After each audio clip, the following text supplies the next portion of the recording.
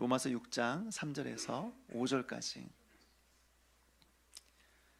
같이 읽겠습니다. 시작. 무릇 그리스도 예수와 합하여 세례를 받은 우리는 그의 죽으심과 합하여 세례를 받은 줄을 알지 못하느냐.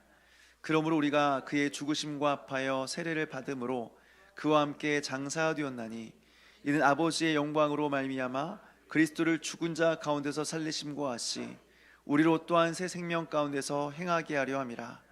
만일 우리가 그의 죽으심과 같은 모양으로 연합한 자가 되었으면 또한 그의 부활과 같은 모양으로 연합한 자도 되리라. 아멘. 우리 함께 기도하시겠습니다. 하나님 아버지, 오늘도 하나님께서 거룩한 주일 허락하여 주시고 또 우리로 모이게 하여 주심을 감사드립니다. 하나님 말씀을 듣는 시간입니다. 말씀을 전하는 자나 듣는 자나 하나님께서 오늘 예비하신 은혜를 쏟아 부어주시고 그 은혜로 살아갈 수 있도록 도와주시옵소서. 감사를 드리옵고 예수님의 이름으로 기도합나이다. 아멘. 오늘은요, 제가 일산 한사랑교회 와서 처음으로 세례식을 이제 진행하게 되었습니다. 그리고 사실은 태어나서 처음으로 진행해 봅니다. 그래서 오늘은 이렇게 목자와 양이라는 설교 시리즈를 일단은 중단하고요, 세례가 무엇인가 라는 주제로 오늘 말씀을 좀 나누었으면 좋겠다 생각이 됩니다. 먼저 오늘은 설교가 조금 어려울 수 있다고 하는 거를 미리 좀 말씀을 드립니다. 사실은 어려운 게 아니라 익숙하지 않은 거죠. 우리는 익숙하지 않은 내용을 어렵다 이렇게 생각하는 경향이 있습니다. 사실은 우리가 이 내용을 자주 익숙하게 들어보지 않았을 뿐이지 어려운 내용은 아니다라고 하는 겁니다. 저는 중학교 2학년이 되던 해에 세례를 받았습니다. 물론 이제 어렸을 때부터 신앙생활을 하긴 했지만, 교회 안에 자랐지만 저희 어머니가 이제 결혼한 이후부터 신앙생활을 시작하셨기 때문에 신앙이 별로 없으셨어요. 그래서 유아 세례를 저는 받지는 못했습니다. 중학생이 되어서 이제 세례를 받으라고 해서 세례를 신청했습니다. 그러니까 세례 받기 전에 교육을 받아야 되니까 토요일에 교회로 나오라고 하는 거예요. 그래서 나갔어요. 시간에 맞춰서 이제 토요일 날 교회로 갔는데, 약속된 장소로 들어갔는데 아무도 없었습니다. 한 30분 정도 혼자 기다리고 있으니까 한 집사님이 오셔서 하는 말씀이, 오늘 담당 목사님이 바쁘셔가지고 일이 있으셔서 못 나왔다는 거예요. 그러니까 오늘 이 교육은 취소가 되었고 다음 주 문답이 있으니까 문답에 참석해라 라고 광고를 들었습니다. 일주일 뒤에 다시 교회로 왔습니다. 엄청나게 긴장하고, 문답을 한다고 하니까 엄청나게 긴장을 하고 방 안으로 들어가니까 지금 누군지는 잘 기억이 나진 않아요. 근데 두 분이 앉아 계셨어요. 어쨌든 그 두 분이 앉아 계셔서 저한테 그 중에 한 분이 하시는 말씀이 뭐냐면, 너 박 집사님 아들이지? 너 신앙생활 너 똑바로 해라. 그래서 네 알겠습니다. 그리고 세례 문답식이 끝났습니다, 여러분. 그리고 다음날 세례식에 참여해서 세례를 받은 거죠. 도대체 세례가 무엇인지, 왜 세례를 받아야 되는 건지, 세례 이전과 이후가 어떻게 다른 건지 전혀 알지 못한 채 그때부터 저는 세례 교인이 되었습니다. 물론 모든 사람들의 경험이 똑같진 않을 겁니다. 어떤 분들은 좋은 교회에서 세례가 무엇인지를 정확하게 배우고 그 은혜 속에서 평생을 살아왔던 분들도 계실 겁니다. 그렇지만 또 어떤 분들은 저와 같이 세례가 무엇인지 알지도 못한 채 세례를 받고, 그리고 지금도 세례 교인으로서 은혜와 특권이 무엇인지를 알지 못한 채 살아가는 분들도 있다라고 하는 거죠. 어쨌든 오늘 이 시간을 통해서 세례가 무엇인지를 정확하게 이해하고 세례의 은혜 속에 살아가는 그런 저와 여러분 되시기를 주님의 이름으로 축원합니다. 먼저 세례라는 의미를 살펴보기 전에 믿음의 선배들은 이 세례를 어떻게 생각했는가, 어떻게 바라보았는가, 이것을 먼저 살펴보았으면 좋겠어요. 믿음의 선배들은 세례를 은혜의 수단으로 봤습니다. 세례를 은혜의 수단으로 봤습니다. 은혜의 수단은 크게 두 가지인데요, 말씀과 성례입니다. 말씀과 성례. 그리고 이 성례에는 세례와 성찬이 포함되어 있는 거죠. 먼저 말씀인데요, 이 말씀은 정확히 말하자면 설교를 의미하는 것입니다. 다시 말해서 하나님께서는 이 설교를 통해서 성도들에게 은혜를 베풀어 주신다라고 하는 거죠. 그런데 어떤 은혜냐, 구체적으로 어떤 은혜냐라고 했을 때, 하나님께서는 설교를 통해서 성도들의 마음 안에 은혜를 불러 일으킨다라고 하는, 믿음을 불러 일으킨다. 다시요. 하나님께서 설교를 통해서 성도들 마음 안에 믿음을 불러 일으킨다. 그래서 구원에 이르도록 만든다라고 하는 거죠. 우리 고린도전서 1장 21절 말씀 한번 찾아서 읽어볼까요? 고린도전서 1장 21절 말씀입니다.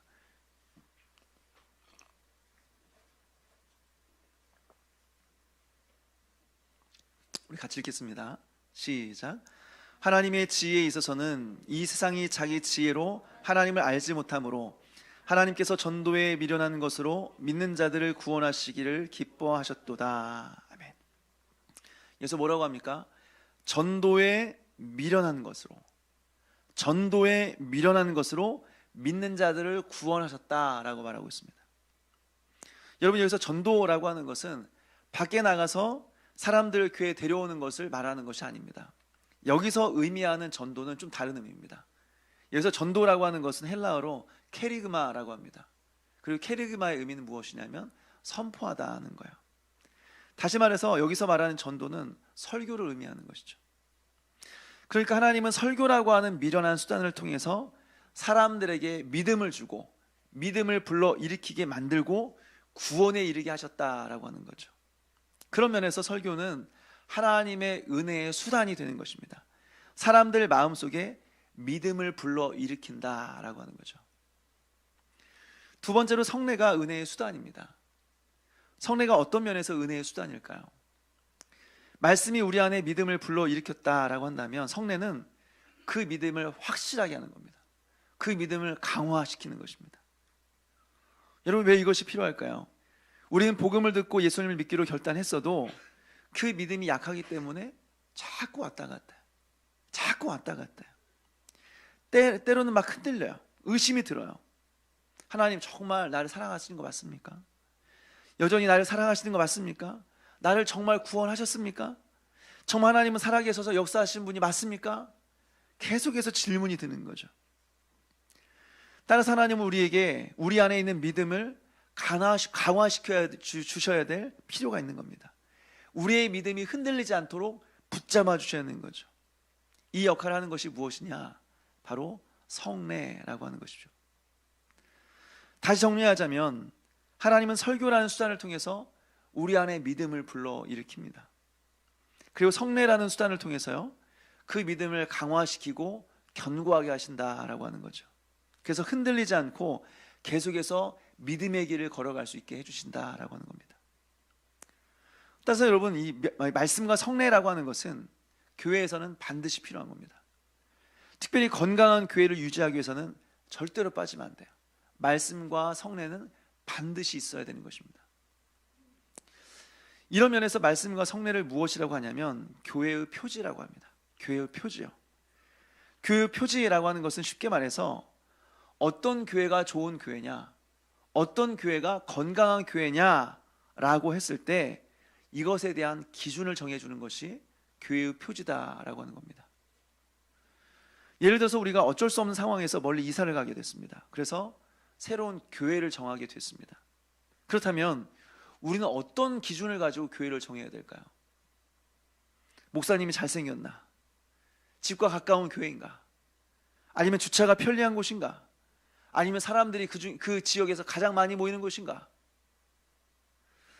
여러분, 교회를 정할 때 이 교회가 건강한 교회인지 아닌지를 분별하는 기준은 이겁니다. 말씀과 성례요. 말씀이 바르게 전파되고 있는가? 성례가 바르게 시행되고 있는가? 여러분, 이것을 통해서 우리는 좋은 교회인지를 분별할 수 있다라고 하는 거죠. 그래서 말씀과 성례는 중요한 것입니다. 그렇다면 여러분, 특별히 성례라고 하는 것이 정확하게 우리에게 어떤 방식으로 은혜를 가져다 주는 것일까요? 성례는 두 가지 기능이 있는데 따라서 해볼까요? 표지와 도장입니다. 다시요, 표지와 도장입니다. 성례에는 이 표지와 그리고 도장, 이 두 가지 기능으로서 우리에게 은혜를 베풀어 줍니다. 표지는 뭘까요? 쉽게 말해서 우리가 부산으로 가려고 하는데 어디로 가야 될지 몰라요. 그럼 어떻게 해요? 도로 표지판을 보면 되죠. 그러면 이쪽이 부산입니다 라고 표지판이 가리키고 있습니다. 그러면 그 표지판을 따라가면 부산이 나오는 거죠. 물론 그 표지판이 붙어있는 곳이 부산은 아닙니다. 표지판은 표지판일 뿐이지 그곳이 부산 아닙니다.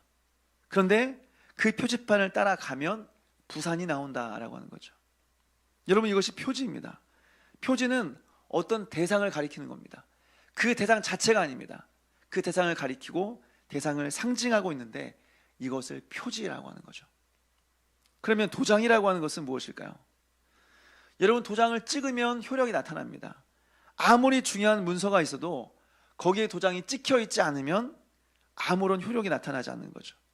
도장이 찍혀 있어야 효력이 나타나는 겁니다.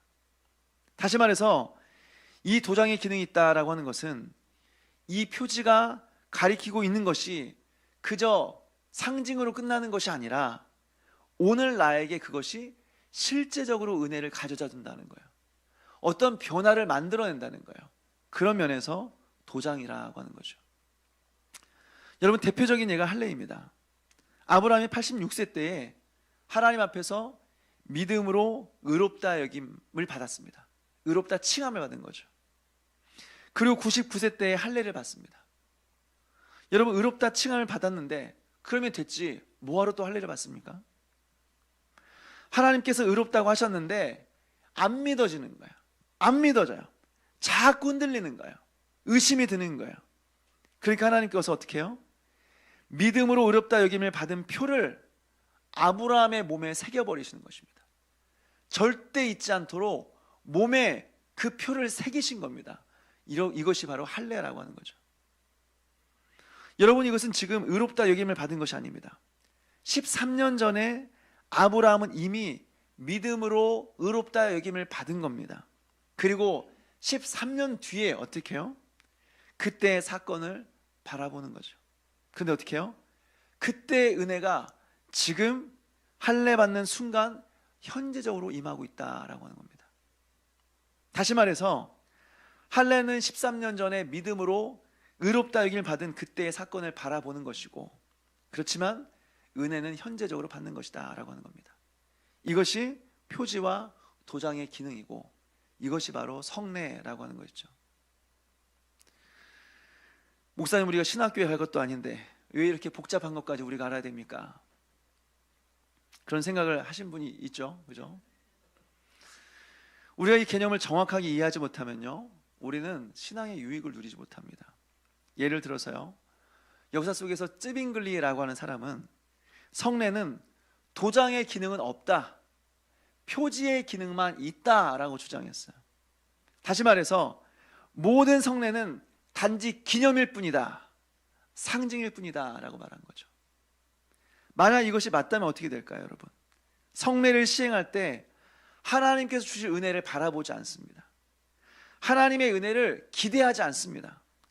아니, 어차피 기념일 뿐인데 빨리 끝내고 집에 갑시다, 이렇게 하고 끝나는 거죠. 반대로 로마 카톨릭은요, 표제는 없다, 도장만 있다 라고 주장했습니다.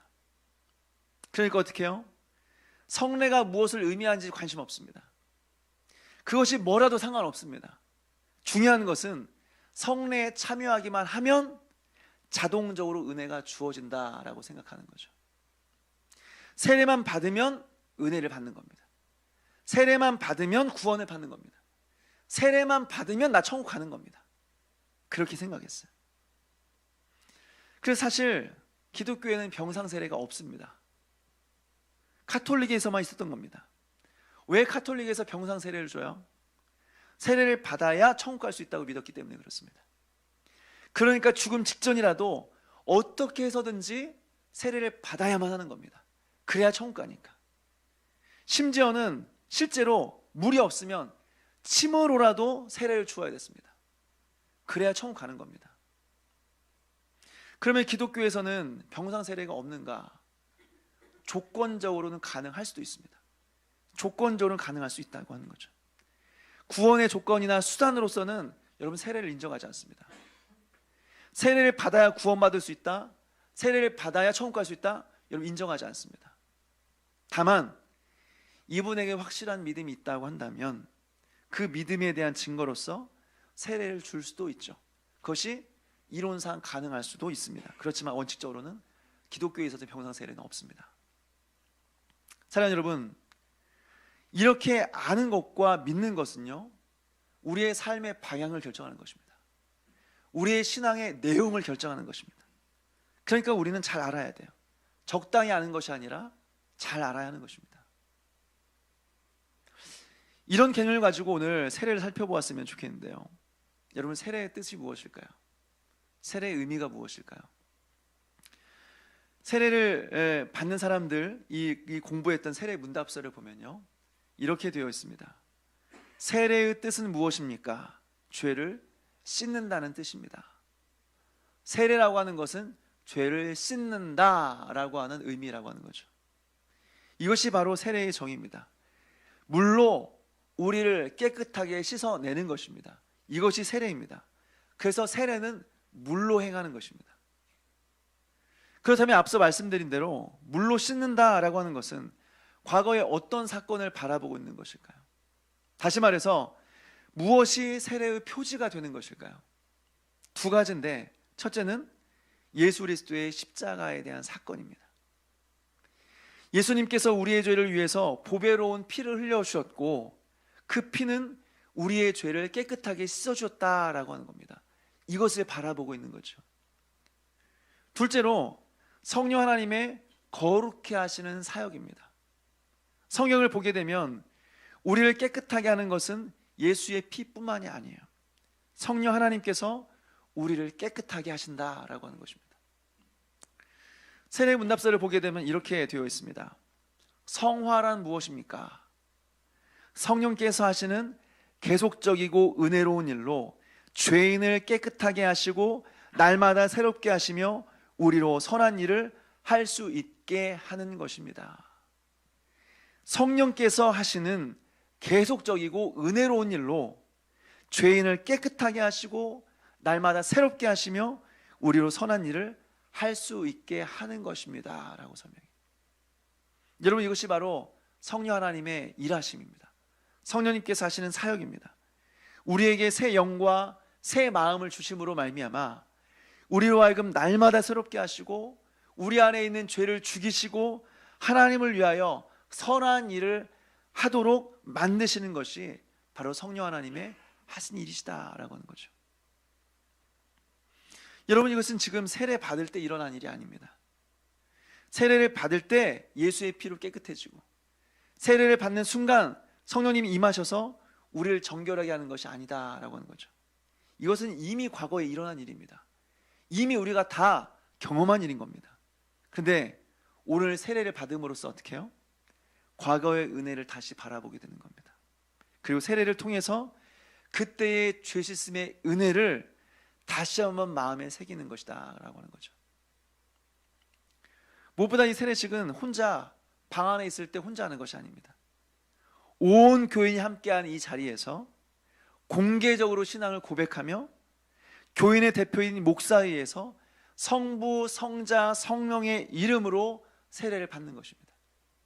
그래서 어떻게 해요? 평생 이 사실을 잊지 않고 살게 만드는 것이 세례다라고 하는 거죠. 그래, 내가 세례 받았지, 내가 예수님으로 말미암아 죄 씻음을 받았지, 그러니 나는 이제 세례 교인으로서 구원받은 자로서 정결케 된 자로 살아야지 라고 생각하게 만드는 것이 세례다라고 하는 거죠. 다시 말해서 하나님께서 의심하고 흔들리는 아브라함의 몸에 할례를 행함으로써 하나님의 의롭다 하시는 선언을 그 몸에 새겨버리신 것처럼, 그래서 평생 죽을 때까지 잊지 않게 만드신 것처럼 하나님은 공동체적으로 함께 모인 자리에서 공개적으로 세례를 통해 죄사함의 은혜를 선포하심으로써 우리가 평생 이 죄사함의 은혜를 잊지 않고 거룩하게 살아가도록 만드신 것, 이것이 세례다라고 하는 것입니다. 두 번째로 세례는 그리스도와의 연합을 의미합니다. 첫 번째가 죄사함의 그런 은혜라고 한다면 두 번째는 예수 그리스도와의 연합을 의미한다라고 하는 거죠. 여러분, 죄의 결과 모든 관계가 다 깨졌습니다.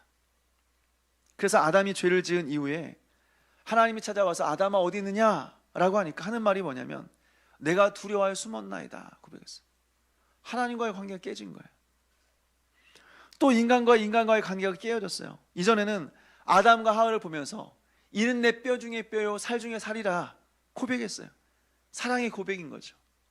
그런데 죄를 지은 이후에는 무엇이라고 합니까? 당신이 주신 저 여자 때문에 내가 죄를 지었습니다 라고 관계가 깨어진 것을 보게 되죠. 여러분, 그 전에 무슨 일이 있었어요? 아무 일도 없었어요. 근데 죄를 지으니까 둘의 관계가, 사랑의 관계가 깨어져 버린 거예요. 또 인간과 세상과의 관계가 깨어졌습니다.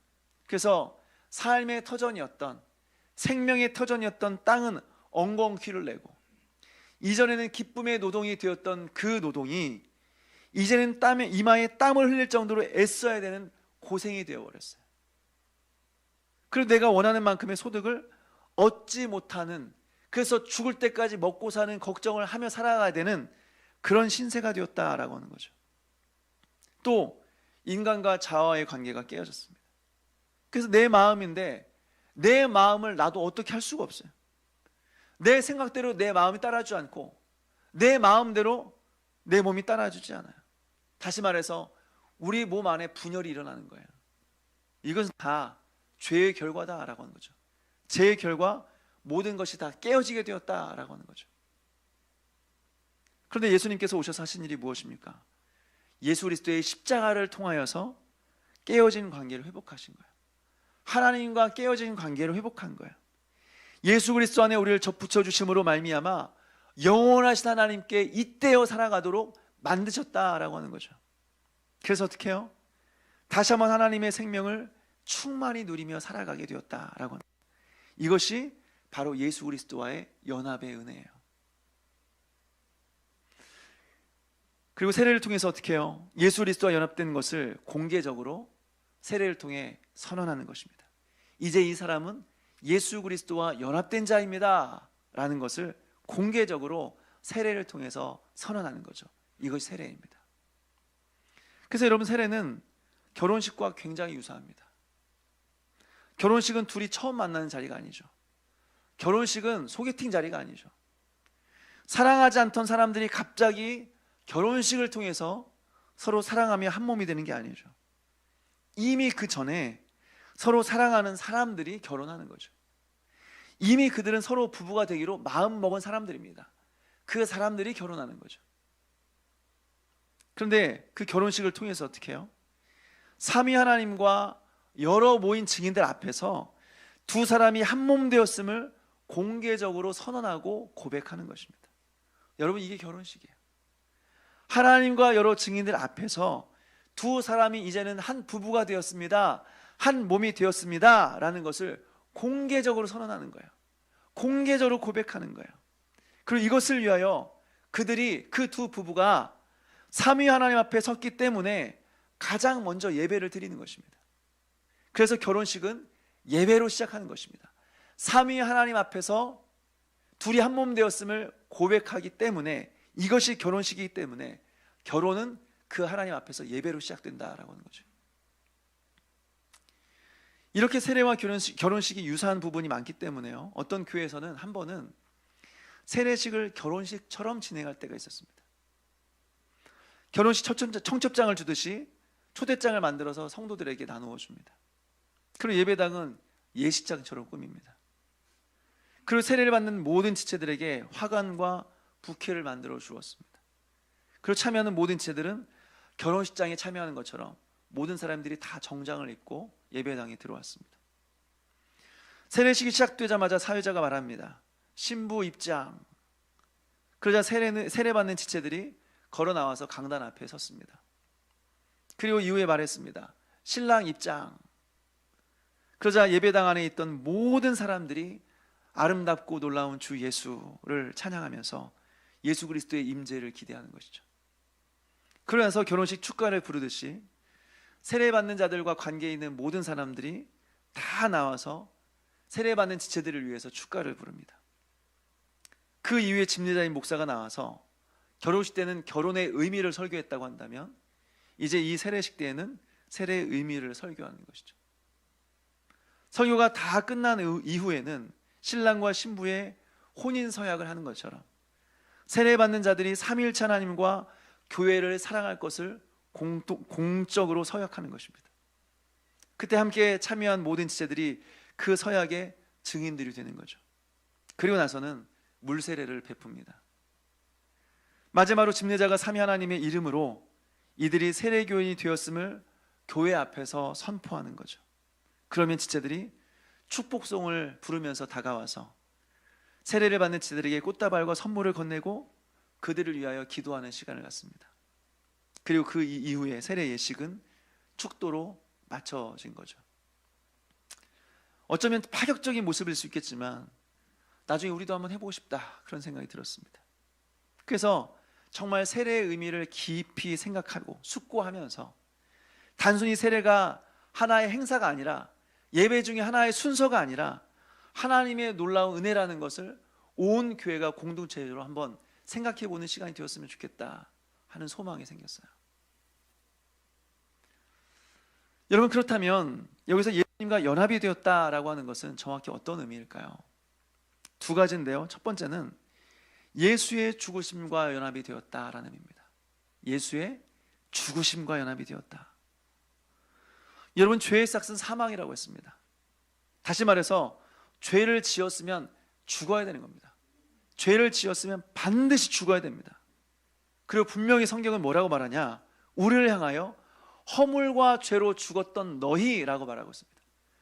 허물과 죄로 죽었던 너희.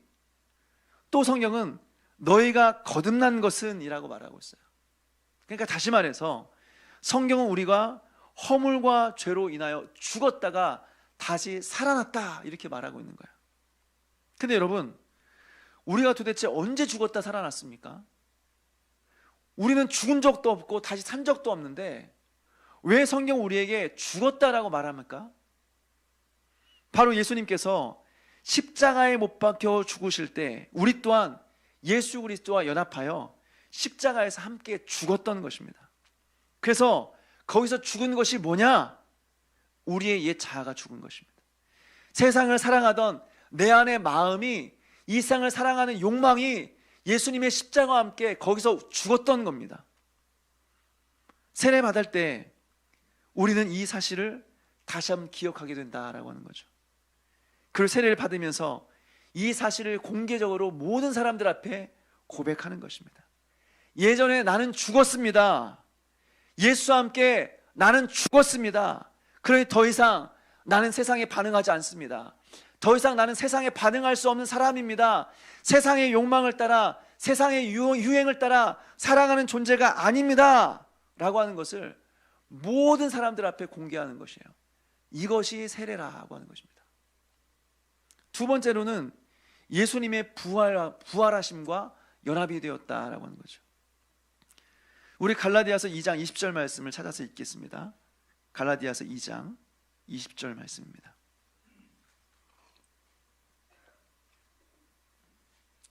우리 같이 읽겠습니다. 시작. 내가 그리스도와 함께 십자가에 못 박혔나니 그러니 이제는 내가 사는 것이 아니요 오직 내 안에 그리스도께서 사시는 것이라. 이제 내가 육체 가운데 사는 것은 나를 사랑하사 나를 위하여 자기 자신을 버리신 하나님의 아들을 믿는 믿음 안에서 사는 것이라. 아멘. 뭐라고 말합니까? 이제 나는 십자가에 못 박혀 죽었습니다. 그럼 이제 이 사람이 육체 가운데 살아가는 것은 무엇일까요? 이제는 내가 산 것이 아니요 내 안에 예수 그리스도께서 사십니다.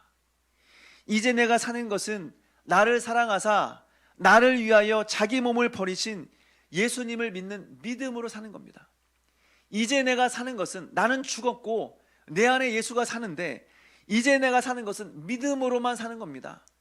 믿음으로만 사는 것, 이게 내가 살아가는 것입니다. 여러분, 이것이 바로 부활하신 예수님과 연합되었다라고 하는 겁니다. 이제 나는 죽고 예수와 함께 살아난 것입니다. 그래서 이제는 내가 사는 것이 아니라 내 안에 예수가 살아가는 것입니다.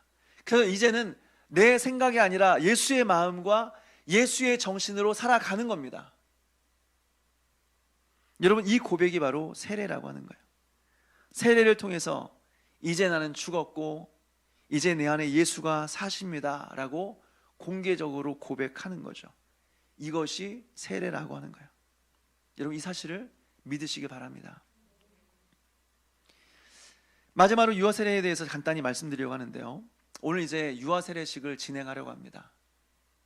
사실 유아 세례는 학자들에 따라서 또 교단에 따라서 입장 차이가 좀 다릅니다. 먼저 유아 세례를 반대하는 사람들의 입장은 어떤 것이냐면, 본인의 믿음도 아니고 본인의 의지도 아니고 본인에게 신앙 고백도 없는데 왜 세례를 주느냐 하는 거죠. 다시 말해서 성인이 되어서 세례 받을 때는 막 외우게 하고 문답도 하고 신앙 고백문도 막 작성하게 하고 그러면서 어렵게 세례를 주는데, 이 아이들은 아무것도 한 게 없는데 왜 세례를 주느냐 하는 거죠. 나중에 커서 본인 스스로의 의지로, 본인 스스로의 힘으로 세례를 받은 게 맞지 않느냐라고 하는 거죠. 그것이 인격적인 것이 아니냐라고 하는 거죠. 참 일리가 있는 말이지만 여러분, 일리가 있다고 해서 모든 것이 진리는 아닙니다. 그렇다면 왜 우리는 유아 세례를 주는가? 간단히 말씀드리자면요, 성경을 보면 믿음의 가정에서 태어난 아이들은 일단 믿음이 있다고 봤습니다. 믿음의 가정에서 태어난 아이들은 믿음이 있다고 봤어요.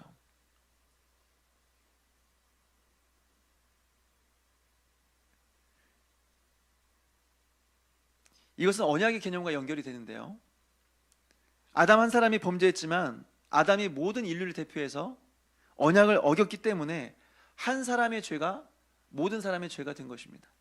다시 말해서 언약이라고 하는 것은 개인적인 것이 아니라 공동체적인 것이다 라고 하는 거죠. 그렇다면 교회 공동체 안에서 믿음의 가정에선 한 아이가 태어났다고 한다면 이 아이는 일단 언약 백성으로 보는 것입니다. 물론 커서 입교를 통해서 자신의 믿음을 고백하긴 해야 되지만 일단은 하나님의 자녀로 본다라고 하는 거죠. 이것은 수많은 성경적인 근거를 가지고 있습니다. 예를 들어서 세례 요한은요, 무슨 태어나서 말씀을 듣고 성경을 배우고 그러면서 하나님을 사랑하게 된 것이 아니라 성경이 기록하기를 뱃속에서부터 성령 충만했다고 했습니다. 태어나기 전부터 성령 충만했대요. 다윗은 죽어간 아이를 위해서 일주일 동안 금식하며 기도했습니다. 그런데 아이는 죽었습니다. 그래서 뭐라고 하죠? 네가 가는 곳에 나도 따라갈 거다. 그것이 만약 지옥이라 한다면 다윗이 지옥에 가겠다 그렇게 말했겠습니까? 아니죠. 무엇보다 구원이라고 하는 것은 예수님을 나의 구주로 고백하는 순간부터 구원이 아닙니다. 구원은 창세 전부터 계획되고 예정되어서 이미 이 세상이 만들어지기 전부터 구원은 시작되고 있었던 겁니다. 그렇다면 하나님께서는 예정하신 당신의 백성들을 믿음의 공동체, 믿음의 가정에 주실 때 여러분, 그 믿음의 가정에 주실 것이라는 사실을 우리가 의심할 필요가 있겠습니까? 물론 믿음의 가정에 자라나면 모두가 다 구원받는 자다, 모두가 자동적으로 다 구원받는다 이렇게 말할 수 없습니다. 그렇지만 우리는 최소한 믿음의 가정에서 태어난 자녀를 보면서 하나님의 자녀로 여기며 온 마음을 쏟아 우리는 신앙으로 양육하는 것입니다.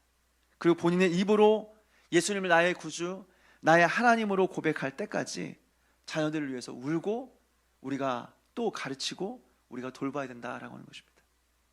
그렇다면 우리는 유아 세례를 안 주는 것보다 유아 세례를 주는 것이 훨씬 더 우리에게 유익한 일이다라고 볼 수 있는 거죠. 사랑하는 여러분, 오늘 이렇게 세례의 의미와 유익을 함께 살펴보았습니다.